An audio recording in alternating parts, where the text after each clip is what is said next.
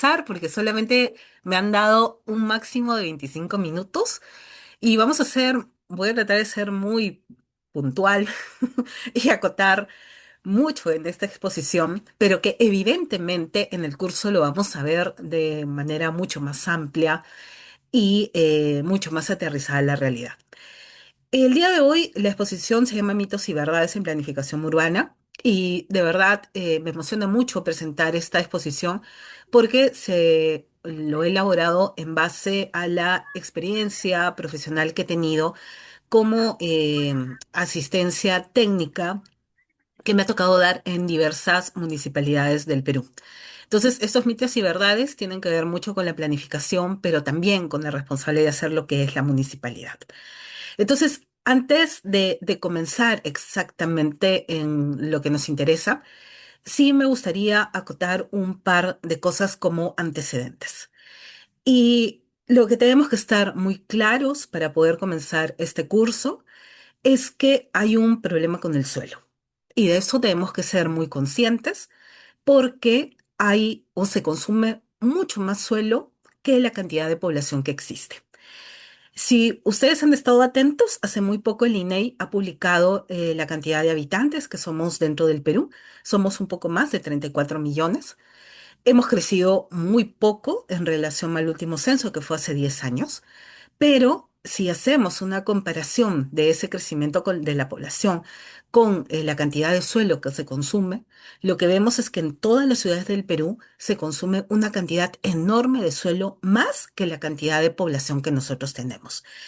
Y eso de ahí es una muestra, primero, del subdesarrollo que vivimos, pero segundo, también de unas tendencias de acumulación y especulación que nosotros tenemos sobre el suelo. Entonces, esas condicionantes que tenemos aquí en el Perú, de verdad nos tiene que ayudar para la reflexión y para entender lo importante que son los planes urbanos. Y un poquito recordando este estudio famosísimo que fue realizado por Espinosa y Ford, que ambos son parte de GRADE, que lo sacaron en el 2019. Y digo que este estudio es importantísimo porque en base a este estudio es que se hizo la Ley de Desarrollo Urbano en el Perú. Ellos determinaron que entre el 2001 y el 2018 las ciudades del Perú se habían expandido en suelo casi el 50%. Entonces, este dato fue muy preocupante, ¿no es cierto? Pero fue bueno finalmente porque a partir de esto sale la Ley de Desarrollo Urbano, como les venía diciendo, y que nos ha hecho pensar a todos como urbanistas de qué es lo que está sucediendo en el Perú.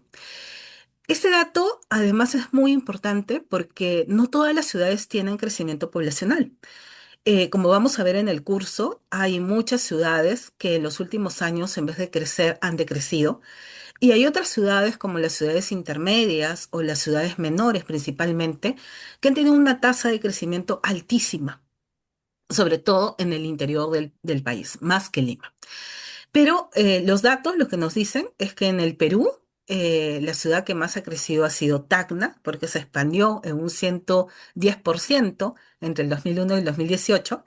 Pero también nos dice que Lima Metropolitana en el mismo periodo creció casi 25.000 hectáreas. Entonces, los datos lo que nos hacen nuevamente es pensar y reflexionar sobre lo que está pasando. Y sobre este antecedente que tenemos sobre el suelo, sucede algo muy curioso con las municipalidades. Y es que las municipalidades son los entes del gobierno cuya responsabilidad es elaborar, pero también aprobar los planes urbanos. Es importante entender que en el Perú tenemos diversos tipos de planes, pero los planes urbanos son los únicos que tienen que ver con la ciudad y que las municipalidades van a ser las únicas encargadas de poder elaborarlos y poder aprobarlos. Un poco para refrescarnos, en el Perú tenemos 1.890 municipalidades y de estas 196 son de carácter provincial y 1.694 son de carácter distrital. Y estas municipalidades tienen la potestad de poder hacer todos los planes que ustedes ven en pantalla. Todo lo que estamos viendo en este momento es lo que nosotros conocemos como planes de acondicionamiento territorial y y planes urbanos. Es decir, un plan urbano puede ser un plan de desarrollo metropolitano, puede ser un plan de desarrollo urbano, puede ser un esquema de acondicionamiento urbano, un esquema de acondicionamiento rural, un plan específico, un planeamiento integral, un plan temático. Todo ello que yo he narrado y que ustedes ven en la pantalla del número 2 al número 6 son los planes urbanos. Y nuevamente, quien los elabora va a ser la municipalidad, pero que muchas de las municipalidades no han querido asumir este rol. Y este rol que es muy importante porque tiene que ver con el desarrollo urbano y que además es la única institución que lo puede hacer, porque es, digamos, una competencia exclusiva que tiene la municipalidad, ¿no es cierto? Y que a través de esta competencia exclusiva, la municipalidad lo que va a dar es una serie de servicios. Entonces, dentro justamente de la experiencia profesional que me ha tocado vivir, sobre todo estos últimos años haciendo asistencia técnica, yo lo que me he dado cuenta es que hay una relación entre las municipalidades y los planes urbanos, pero que es una relación, yo diría, de amor-odio. Pero también es una relación que yo la compararía más con una relación ante el duelo. Para una municipalidad, muchas de las que yo conozco, hacer planes no les agrada, porque los planes no se ven como se ven las obras, pero finalmente son muy necesarios para que los servicios que ellos brindan y para que todo el desarrollo que se da dentro de la ciudad se pueda ejecutar. Entonces, voy a hacer mi exposición siguiendo estas fases que justamente tienen los duelos, que empiezan con la negación y siguen con la ira, la depresión y la aceptación, porque digamos son las fases que también pasan las municipalidades cuando tienen que hacer estos planes urbanos. Y ahí vamos a ir haciendo y vamos a ir colocando cada uno de los mitos y qué es lo que piensan las municipalidades al respecto. Vamos a empezar entonces por la primera fase, que les comentaba que es como la fase de negación. Cuando el gobierno central le dice a una municipalidad que por norma está obligado a hacer un plan urbano, hay una negación absoluta. Normalmente lo que ustedes van a escuchar de los funcionarios y sobre todo de los alcaldes es una frase que no solo lo he escuchado una vez, lo he escuchado muchísimas veces de diferentes tipos de personas. Y esta frase dice así: los planes son instrumentos muy bonitos, pero solamente sirven para guardarse en un cajón. Y para ello lo que nosotros vamos a responder es que esta afirmación no es cierta. Porque como les venía diciendo, la municipalidad se sustenta en servicios. Es decir, si ustedes quieren sacar una licencia para hacer una habilitación urbana, si quieren sacar una licencia para edificar, si la municipalidad quiere tomar decisiones para hacer proyectos urbanos sobre todo, si la municipalidad quiere hacer una avisación de planos o quiere brindar seguridad jurídica dentro del suelo, el plan es el único instrumento que les va a servir. Y no solo les va a servir para una gerencia de desarrollo urbano, que es lo que ustedes de repente piensan, sino que una municipalidad le sirve a todas las gerencias, porque las licencias, por ejemplo, de funcionamiento que te da una gerencia de desarrollo económico, que ustedes van a sacar para poner un negocio, tiene que basarse de todas maneras en un plan de desarrollo urbano, para saber si ese negocio que ustedes van a poner está de acuerdo o no está de acuerdo con el catastro, por ejemplo. Entonces, tiene una utilidad enorme en la municipalidad. Yo diría, por experiencia, que es el plan y el instrumento más importante que va a tener cualquier municipalidad para que pueda funcionar. En esta misma fase de negación tenemos otro mito y mucha de la gente también dice que nada de lo que dice un plan se hace en realidad. Pero aquí vamos a acotar lo siguiente.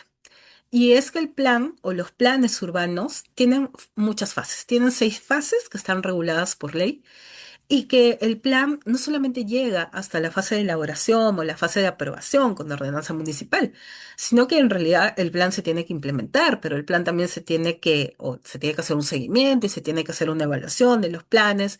Y esos planes también se tienen que actualizar y por ley esas actualizaciones son anuales. Entonces, digamos que si el plan tiene un horizonte de 10 años, que es lo usual dentro de los planes de desarrollo urbano, quiere decir que en esos 10 años vamos a estar repitiendo todas estas fases y sobre todo cada año vamos a estar actualizando los planes. Entonces, no es que el plan no sirva o no se haga lo que se dice.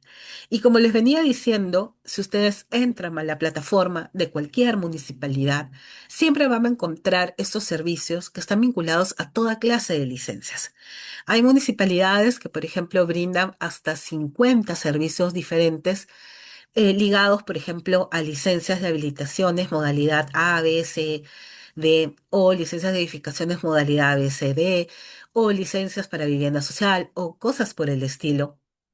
Y que, nuevamente, todas esas licencias van a tener como base, nuevamente, el plan de desarrollo urbano. Si, por ejemplo, ustedes quieren sanear su lote o quieren subdividir su lote, este, esa subdivisión, ese permiso que les va a dar la municipalidad, también está basado en los planes de desarrollo urbano. Entonces, creo que está de más mencionar la utilidad tan grande que tienen estos planes. Vamos a pasar a la siguiente fase, que es la fase de la IRA, y que tiene que ver mucho con las competencias. Cuando las municipalidades por fin entienden que es su deber hacer planes urbanos, hay muchas municipalidades que piensan que por tener autonomía, que esto está basado en la Ley Orgánica de Municipalidades, ellos pueden hacer lo que quieran. Y la verdad, eso no funciona así, no funciona para nadie de esa forma. Si bien es cierto, las municipalidades son autónomas, esa autonomía no es absoluta. ¿Y esto por qué? Porque los planes siempre, siempre van a respetar la normativa nacional y su cumplimiento que es obligatorio. Y cuando hablamos de la normativa nacional, vamos a hablar tanto de la política, de las leyes y los reglamentos. Entonces, dentro de las leyes, como ya lo he venido mencionando, tenemos una ley importantísima, que es la Ley de Desarrollo Urbano Sostenible, que esta ley ha salido hace 5 años, en el año 2021. Y a partir de esta ley es que rige, digamos, el desarrollo urbano de las ciudades. Esta ley tiene un reglamento y todos los planes que nosotros elaboramos están basados tanto en esta ley como en el reglamento. Y esta ley y este reglamento se articula a la Política Nacional de Vivienda y Urbanismo, cuyo ente rector es el Ministerio de Vivienda. Entonces, no es que la municipalidad haga lo que quiera, sino que las cosas que va a hacer van a estar en el marco de esta política, de esta ley y de este reglamento. Vamos con la siguiente fase, que sería una fase de presión que tienen los gobiernos. Y hay otro mito que tiene que ver con los recursos. Y cuando ustedes le preguntan a una municipalidad si tiene los recursos necesarios, pues casi todas las municipalidades tienen problemas de recursos financieros, pero más aún tienen problemas de recursos humanos. Entonces, normalmente los funcionarios públicos, normalmente los alcaldes, lo que les va a decir es que tienen muy poco personal capacitado. Y esto es cierto, porque de acuerdo al censo del INEGI, el último que tenemos del 2024, que mide la gestión municipal, salía que casi el 45% de las municipalidades necesitaban mucha ayuda técnica, tanto en acondicionamiento territorial como en desarrollo urbano. Entonces, esto de acá para nosotros como arquitectos, como urbanistas o como profesionales que tenemos otras profesiones, pero ligados al desarrollo de las ciudades, es una gran oportunidad, porque todo el tiempo las municipalidades están necesitando personal capacitado que les ayude justamente a armar estos planes urbanos que, como vimos, son varios y que, como vimos, todos los años se tienen que ir trabajando. Vamos a seguir con la siguiente fase, que ya tendría que ver con la No, fase también de aceptación. sí están Y ya. tenemos otro mito que tiene que ver mucho con los objetivos que tienen los planes versus el populismo que a veces prima dentro de las municipalidades. Entonces, cuando se hacen los planes, hay muchos funcionarios, muchos alcaldes que quieren regularizar dentro del territorio todas las construcciones existentes. ¿No? Esto de acá siempre es el mismo problema que vemos y vemos en todas las municipalidades. Y acá hay algo muy importante y que vamos a trabajar también dentro del curso y que tiene que ver justamente con el suelo y la importancia que tiene el suelo, porque sobre todo estos planes lo que hacen es regularizarlo. Y entonces dentro del plan urbano, lo que tenemos que comprender es que los planes no sirven para regularizar todo lo que está construido. Y esto es algo muy lógico porque no todo se puede regularizar. Y ustedes me dirán, pero ¿qué es lo que no se puede regularizar como suelo urbano? Y lo que no podemos regularizar es toda esta lista que tenemos acá. Y esta lista y todo esto está en el artículo 35, justamente de la Ley de Desarrollo Urbano Sostenible. ¿Esto qué quiere decir? Que cuando tenemos ecosistemas frágiles, cuando tenemos patrimonio, cuando tenemos suelo que es para defensa y seguridad nacional, riesgo no mitigable, riesgo alto, playas, sobre todo recursos hídricos como podrían ser los ríos, los lagos, las lagunas, derechos de vías, actividades agrícolas, ganaderas, forestales o normativas especiales, el suelo no se va a poder regularizar. Entonces, más allá de que la municipalidad piense que estos planes puedan servir para regularizar, nosotros lo que vamos a aprender es todo aquello que no se puede regularizar por ley y que esto de acá puede tener consecuencias de tipo legal para aquellos arquitectos, urbanistas u otros profesionales quieran regularizarlo dentro de las municipalidades y sobre esto hay que tener bastante cuidado. Entonces, como ejemplo, esto nos tocó trabajar en el año 2025. Lo que ustedes están viendo es parte del lago Titicaca, están viendo parte de la ciudad de Puno. Y lo que está marcado en este circulito de color negro es justamente una de las áreas que se quiso regularizar dentro del plan de desarrollo urbano, que son unos bofedales.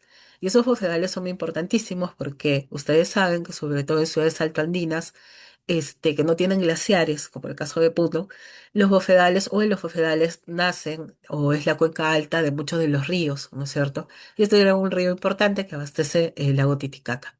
Entonces había una idea, por ejemplo, de poder urbanizar sobre esos bofedales. Entonces, evidentemente, sobre lo que nos dicta la ley y otros, eso no se puede hacer. Y también lo que nos dimos cuenta es que dentro de la faja marginal, ¿no es cierto?, del lago Titicaca, también habían construcciones y esas construcciones se querían regularizar. Y que evidentemente la municipalidad tuvo a bien tampoco regularizarlas porque tampoco se puede hacer, no se puede trabajar sobre esas fajas marginales.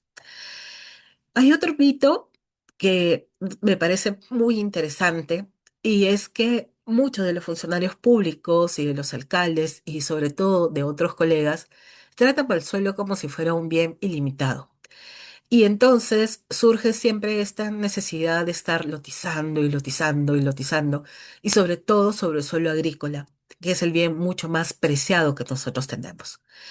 Y sobre estos ejemplos hay muchísimos, casi todas las ciudades altoandinas, ¿no es cierto? Comenzando por Cajamarca, que ha tenido un valle agrícola muy bonito, la ciudad de Huancayo, que casi ese valle agrícola ha sido arrasado, pero también, por ejemplo, la ciudad de Arequipa, ¿no es cierto? Que dictó leyes mucho más estrictas para que no se pueda urbanizar este valle.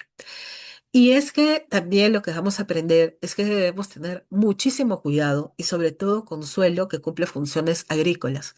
¿Y esto por qué? Porque justamente urbanizar el suelo agrícola es un delito penal.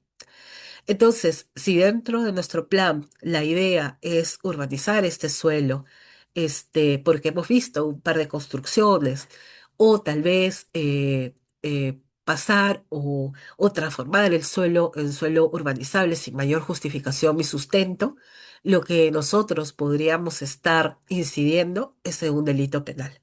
Y esto lo comento porque esto le pasó justamente a varios funcionarios dentro de la Municipalidad Provincial de Arequipa. Entonces hay que tener muchísimo cuidado de cómo tratamos el suelo, sobre todo sobre estas áreas. Y ya para ir terminando, hay otros mitos que tienen sobre todo los alcaldes y que tienen que ver mucho con las promesas de las campañas políticas. Y esto es importante mencionarlo porque estamos entrando en una etapa justamente de campañas políticas donde los postulantes, ¿no es cierto?, al sillón presidencial van a hacer una serie de promesas que muchas de ellas no tienen ningún sustento.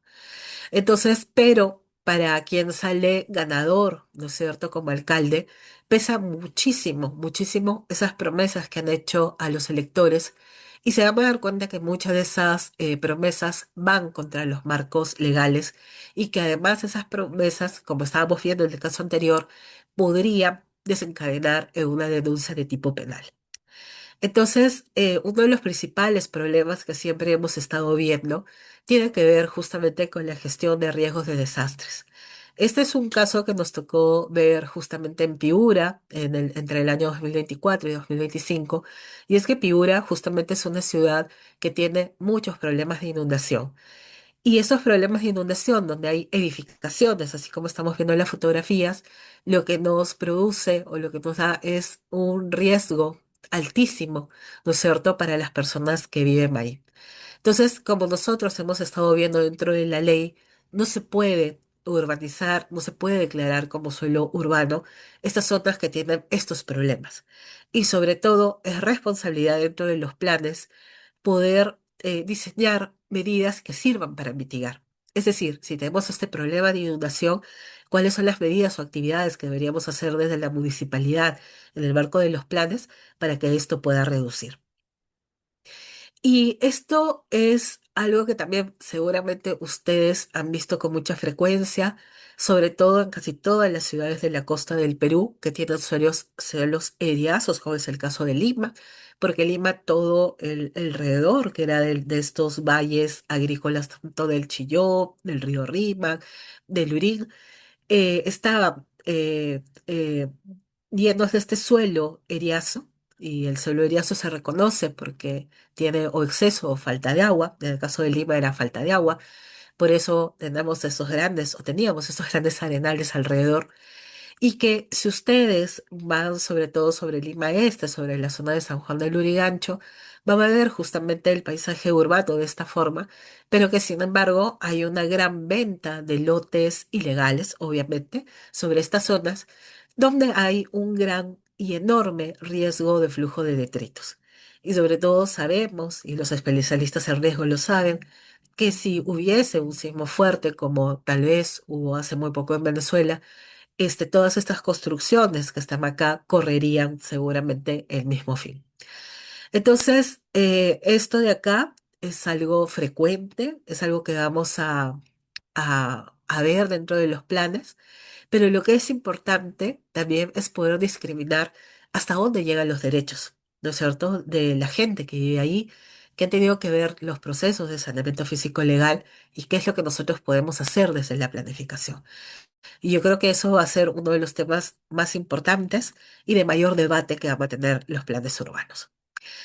Con esta diapositiva voy a terminar, y es que lo que nos tiene que dar claro es que sí es cierto que los planes urbanos son importantísimos, sí es cierto que las municipalidades son las eh, responsables de elaborar y aprobar y sistematizar y llevar y actualizar, etcétera, los planes. Pero estos de acá no deben ser vistos solamente como un requisito administrativo. No solamente lo tenemos que hacer porque la ley nos dice, o porque el Ministerio de Vivienda lo dice, o porque la normativa está ahí, sino que realmente los planes son verdaderos instrumentos que orientan el desarrollo. Si bien es cierto, en esta exposición hemos estado viendo algunos problemas ligados al suelo, pues los planes nos ayudan también a determinar sistemas urbanísticos, nos ayudan a determinar inversiones, nos ayudan a determinar las gestiones propias que debería hacer la municipalidad para que esto de acá pueda ser llevado. Con esto termino y le doy el pase entonces a Pierina o Marcela para que puedan seguir con la exposición. Muchas gracias. Muchas gracias, Meli. Lo máximo con la presentación. Este ha sido un adelanto en realidad de lo que Meli va a ir compartiendo en clases. Creo que es una introducción súper interesante. Ahora vamos a pasar a un segundo punto.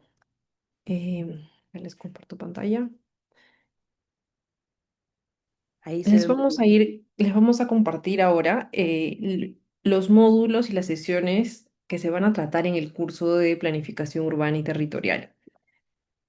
Y en ese sentido, para darles una introducción a los que no han podido revisar el brochure que hemos desarrollado, este curso es un curso introductorio y el objetivo que tiene es brindar bases para comprender los principios, los instrumentos, los procesos y metodologías que rigen la planificación urbana y territorial en el Perú, en el marco de la Ley de Desarrollo Urbano Sostenible, sus reglamentos y guías, ¿no? Em, Y en ese sentido, el curso va a recorrer distintos componentes, desde el marco normativo, que ahora Meli nos va a contar, los instrumentos de planificación, dependiendo de cada escala de ciudad, el régimen del suelo, y lo que se entiende por régimen del suelo en este caso, pues van a ser la clasificación, zonificación y sistemas urbanísticos, ¿no? Como sabemos, como arquitectos, para elaborar cualquier expediente, lo primero que tenemos que hacer es revisar la zonificación del suelo en el cual estamos interviniendo. Y en ese sentido, justamente esto da una base conceptual de ahora, actualmente, cómo se regula la zonificación. Porque un punto importante es que a partir de la ley DUS, la zonificación ha tenido una actualización en el sentido de que esta ya no se regula por usos comerciales y usos residenciales, sino ahora son usos mixtos. Entonces, justamente ahora con Meli vamos a ver también una clase enfocada en ese tema y sobre todo con un enfoque de gestión de riesgos. Meli y Katherine, que está por aquí también en el ministerio cuando daban asistencia técnica, pues justamente vinculaban toda la regulación del suelo con un enfoque desde la gestión de riesgos que es interesantísima en realidad. Y ahí Meli ya les contará un poco más. Luego pasaremos a los sistemas urbanísticos, de movilidad, de espacio público y demás. Y finalmente vamos a ver unas bases teóricas de los instrumentos de gestión del suelo para poder justamente gestionar el suelo, implementar los instrumentos de planificación, instrumentos de financiamiento e inversión, así como vivienda de interés social. ¿A quiénes está dirigido? Pues este curso está pensado para estudiantes, para recién egresados y para profesionales también que quieran introducirse en el rubro del urbanismo o que quieran también, ya de pronto se dedican al urbanismo y quieren tener estas bases sólidas con la normativa actualizada, también es ideal, ¿no? Sean arquitectos, urbanistas, desarrolladores inmobiliarios, funcionarios públicos, gestores públicos, ingenieros, y también si pertenecen a la academia o a la cooperación internacional o a ONGs. El objetivo general del curso es que ustedes puedan tener una comprensión sólida de estos instrumentos, de las metodologías que existen en planificación urbana, para que ustedes pues puedan interpretar y aplicar la normativa vigente en el análisis urbano y territorial de casos y contextos reales, ¿no? Como comentaba Meli, ella ha dado asistencia técnica a una serie de gobiernos locales, entonces, y además también ella ha elaborado, ha supervisado instrumentos de planificación, entonces en ese sentido va a poder brindarnos casuística real del territorio, ¿no? Este curso no es un curso teórico donde se va a hablar de la normativa y demás, ¿no? Sino más bien vamos a entrar a todos los casos a casos prácticos reales. Ahora, con relación a las sesiones, tenemos 4 sesiones de 3 horas cada una. En el primero se va a ver el sistema de planificación urbana y territorial en general. En la segunda, como mencioné, es el régimen del suelo y los planes urbanos. El tercero es el sistemas urbanísticos como estructura de la ciudad. Y el cuarto es la operacionalización de los planes a través de la gestión del suelo, del financiamiento urbano y de la vivienda.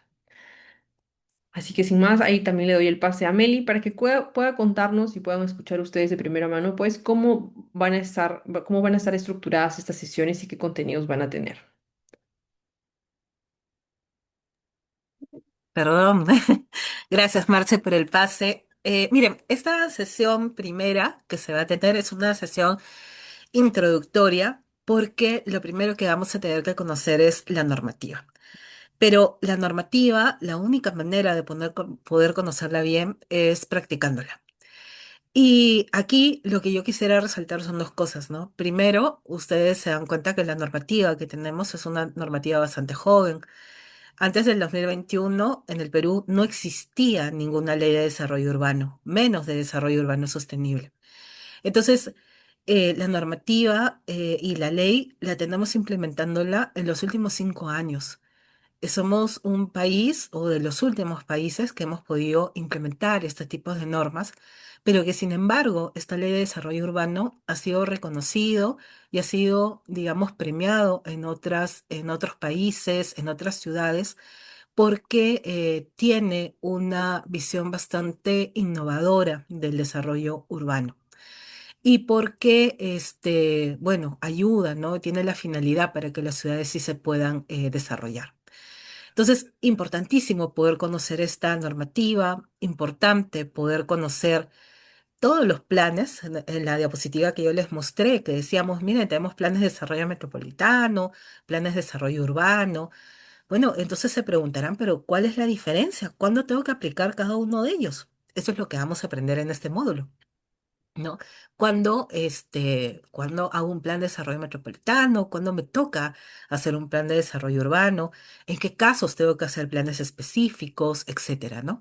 Como les digo, es un abanico bastante grande de planes que existen y que todas las municipalidades, dependiendo de sus competencias, tienen que implementarlo.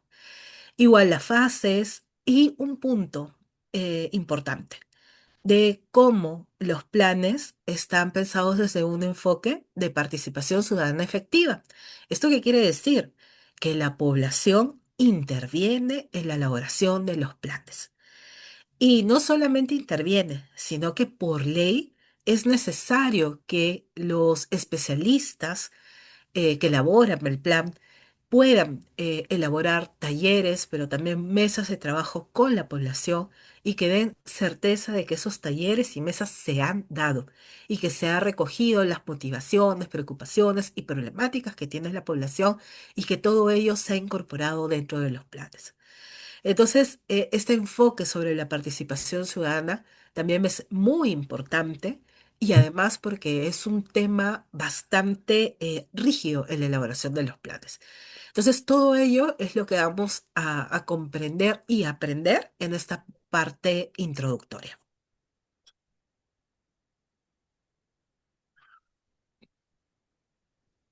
Ujú. Voy a seguir explicando yo entonces la sesión número 2. Y esta sesión número 2 ya tiene que ver mucho más con uno de los principales objetivos que tienen los planes urbanos en general y que tiene que ver con la regulación del suelo. Y dentro de la regulación vamos a aprender dos grandes componentes de la regulación. Primero, lo que tiene que ver con la clasificación del suelo. Porque muchas veces pensamos que en los planes urbanos todo el suelo que nosotros vamos a trabajar es suelo urbano y no es así. Vamos a trabajar sobre suelo urbano, suelo urbanizable, suelo de protección y sobre todo vamos a aprender a reconocer el suelo rural. Y una vez que aprendamos a clasificar el suelo en estas grandes categorías, lo que vamos a aprender es a zonificarlo. Pero como también nos estaba comentando Marce, desde las asistencias técnicas que nosotros brindamos, eh, hacemos que la variable principal para esta clasificación y zonificación sea justamente la gestión del peligro o la gestión del riesgo dentro del territorio. Es decir, para poder clasificar, nosotros partimos de esta gestión de riesgo, del peligro, porque nos traza la cancha y nos dice específicamente qué zonas no van a poder ser urbanizables. Y además nos hace pensar que si en esas zonas ya hay edificaciones, nos hace pensar de cómo es que deberíamos proceder para poder sacar a esa población que está en una zona, por ejemplo, de alto riesgo y poder ser reubicada en otras partes. Pero también es muy importante porque nos hace pensar sobre las medidas de mitigación que nosotros deberíamos tener para que, si es que hubiese, por ejemplo, inundaciones, huaicos u otros desastres naturales, se pueda amenorizar y que la ciudad esté mucho más protegida.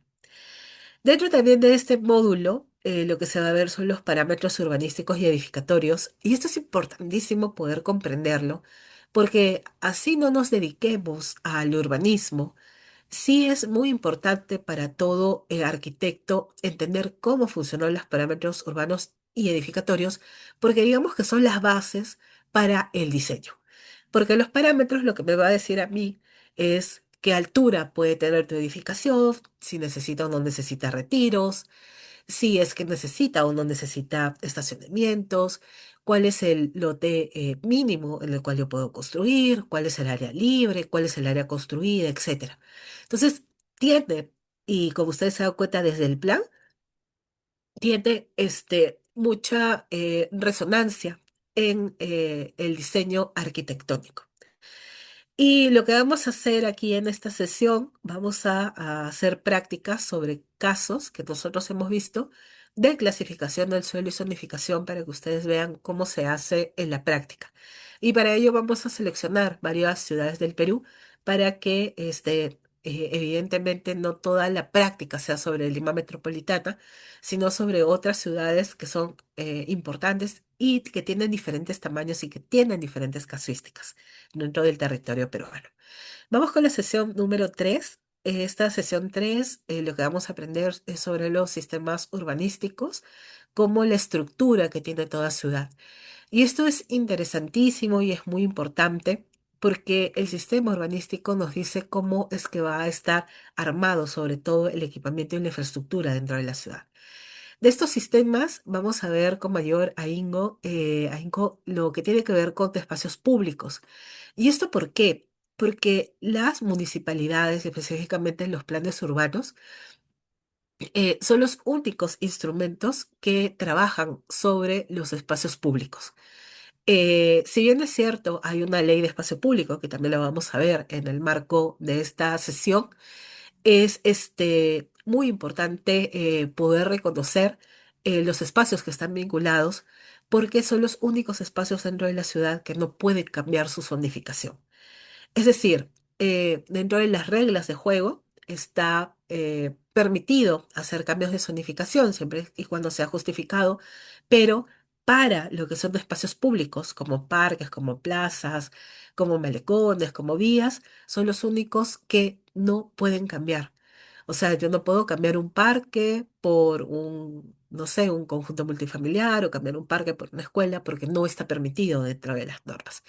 Y por eso nos interesa tanto entrar a trabajar sobre los sistemas de espacio público. Y es porque también tienen un gran déficit dentro de todas las ciudades del Perú.